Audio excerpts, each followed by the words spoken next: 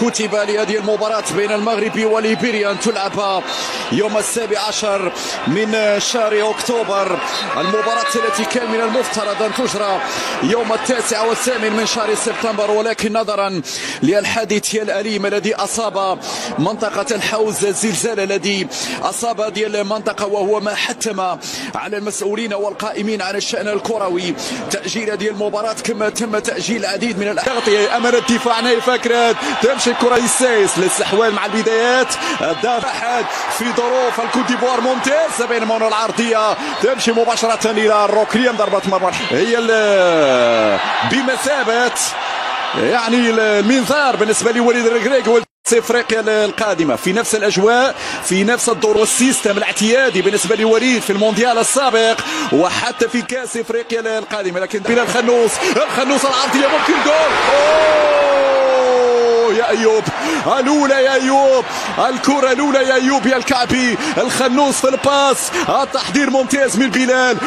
الاسماء التي ستلعب الكان، القائمه الاساسيه التي ستلعب كاس افريقيا، فوليد الركراكي بخصوص سلامه اللاعب سوفيات، بلال خنوس، زلزولي، ولا ننسى كذلك بعض الاسماء التي تغيب بسبب الاصابه كبوفال، اضافه الى من هناك بطاقه صفراء، بطاقة صفراء في اللحظات. الضربة الحرة الجانبية لمنتخب ليبيريا تتهيأ في القائمة الثانية الرأسية، بعد ذلك تصل السالة لحارس المرمى. طار الورش الكبير كاس افريقيا 25 والحدث الابرز كاس العالم 2030. المغرب من زمان اصبح قبلة للتظاهرات.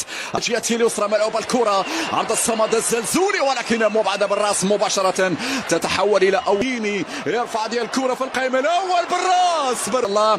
التقدم للظهير الوداد العرضية، ولكن بعد ذلك باباي ينجح في إخراج، حاول يسترجع، يحاول يتقدم جيبور، ولكن سايس في الجهة اليسرى. بلال خنوس يتحرك بشكل ممتاز في هذه العشر دقائق الأولى، يتحصل على ضربة حرة لفائدة المنتخب المغربي. طال المنتخب المغربي ويتوج باللقب الافريقي.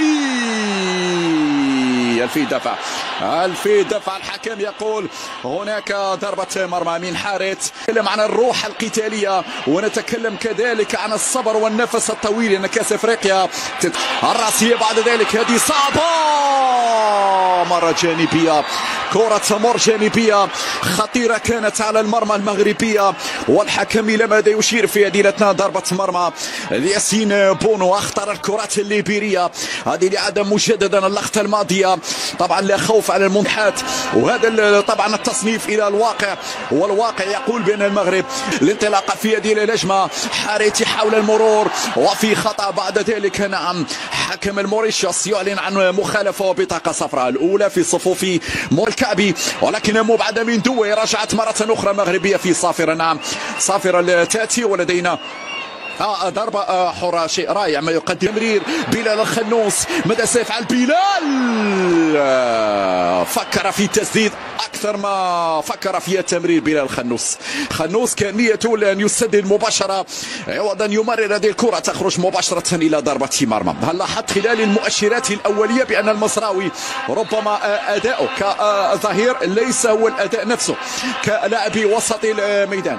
يعني هذه فرصة أن وليد الركراكي الرواقي الايمن اشرف حكيمي يرفع ديال الكره بحثا عن ايوب الكعبي، ولكن مبعده من دوير، بينما كره مراوغه ممتازه. اشرف حكيمي حتى ممكن جول